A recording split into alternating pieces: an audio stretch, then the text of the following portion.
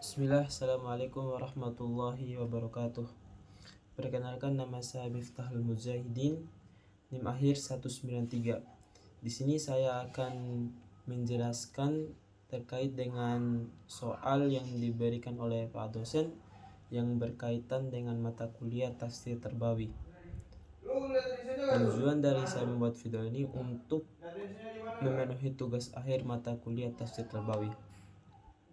Adapun soal pertama yaitu bagaimana cara mengevaluasi efektivitas tafsir Tarbawi dalam rangka meningkatkan pemahaman dan pengamalan ajaran Islam pada murid.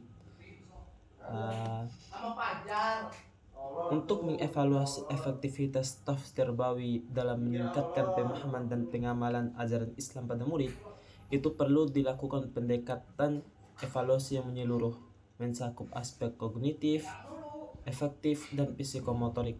Evaluasi dimulai dengan penetapan tujuan yang jelas, seperti mengukur sejauh mana murid memahami makna ayat-ayat Al-Quran secara kontekstual.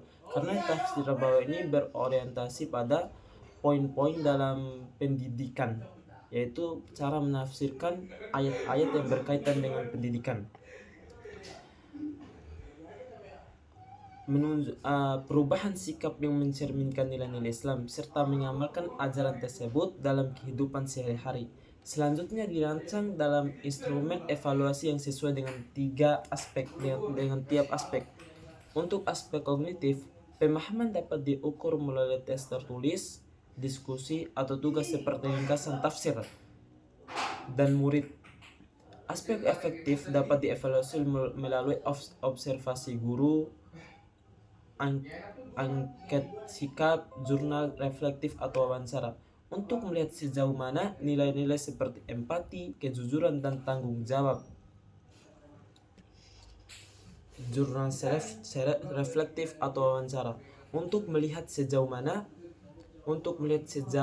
nilai-nilai seperti empati, kejujuran, dan tanggung jawab mulai terbentuk dalam diri murid. Sementara itu, aspek psikomotorik atau pengalaman ajaran Islam dapat dinilai melalui penugasan praktik, laporan kegiatan ibadah, atau keterlibatan dalam proyek sosial yang relevan dengan materi tafsir. Untuk memperoleh hasil yang lebih objektif dan mendalam, guru juga disarankan melakukan triangulasi data dengan menggabungkan berbagai metode evaluasi dan melibatkan umpan balik langsung dari siswa. Selain itu, reflektif dari hasil evaluasi digunakan untuk perbaikan metode pembelajaran tafsir Tarbawi, penyesuaian materi, dan bimbingan individual bagi murid. Evaluasi ini hendaknya bersifat formatif, berlangsung secara berkelanjutan, dan bertujuan untuk transformasi karakter seperti spiritual murid, bukan semata-mata penguasaan teori.